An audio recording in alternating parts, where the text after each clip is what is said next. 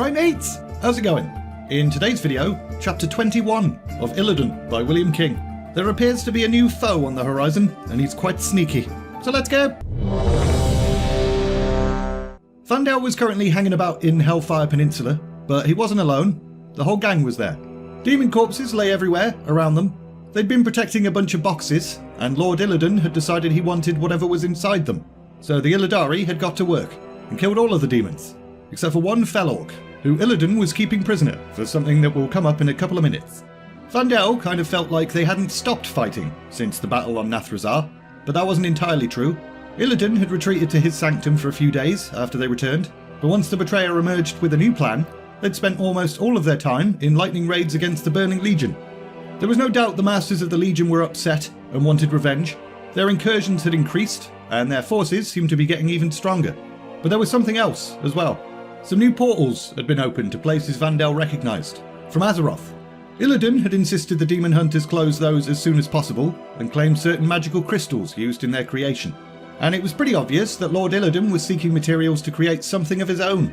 In fact, Vandal wouldn't have been at all surprised if Illidan opened these metal coffers, and they contained even more of those magical crystals. But Illidan never really told them anything about his plans, just sent them hither and yon to strike at the Legion.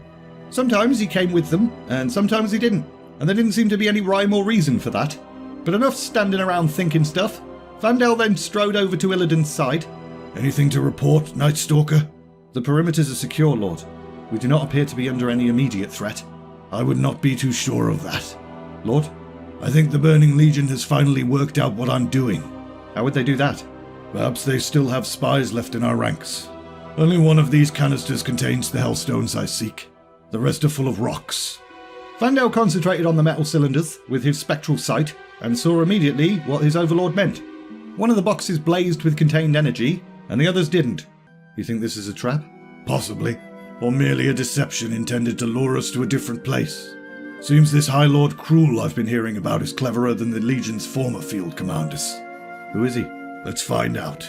Illidan then turned to the fell orc that he'd been keeping prisoner. "Tell me of High Lord Cruel. I would know more of your new general." "I ain't telling you shit, mister. I ain't no snitch." "As you wish." Magical energy then surged from Illidan's outstretched hands right into the fell orc's face, and he didn't like that. "Tell me."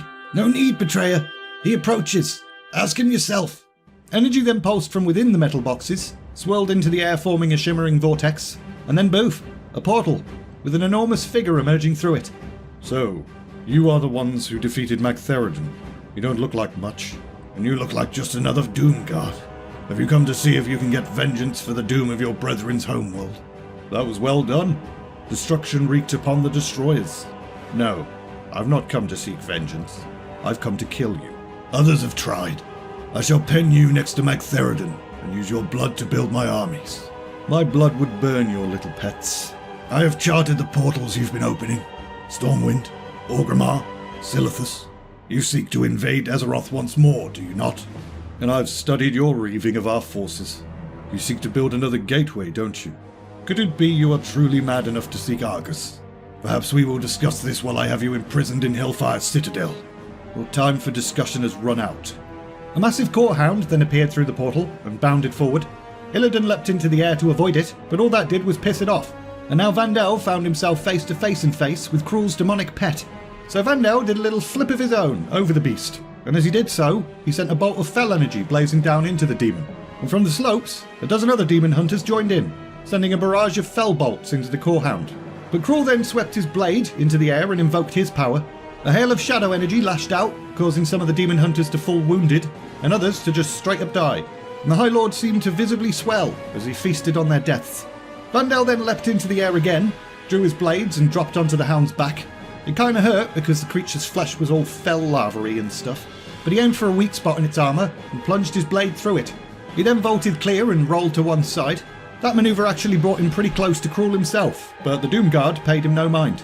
All his attention seemed to be focused on Illidan, and that was probably because magical energy swirled all around the Lord of Outland. He was definitely casting something pretty powerful. More and more demon hunters then emerged on the hillside. Some of them even dared to race towards Cruel, but he just flexed his wings, and the demon hunters were thrown back with their movement slowed, which is a bit shit for combatants that rely so much on mobility. Vandal then channeled all his rage into another Fellbolt and lashed out at Cruel, but the magical energies just splintered on some kind of aura that protected the Demon Lord. And a low growl from behind reminded Vandal that the Core Hound was still a thing, so he flipped round. However, as it reached him, he stabbed its eyes out, blinding it. And as it sniffed the air trying to find him, he unleashed a beam of Fel energy that drained its life away, and it died. And finally, from the air above, Illidan unleashed his spell that he'd been weaving. Not possible! There was pain in the High Lord's voice. Illidan had wounded him, so much so that he got up, cheesed it through his portal, and then he was gone.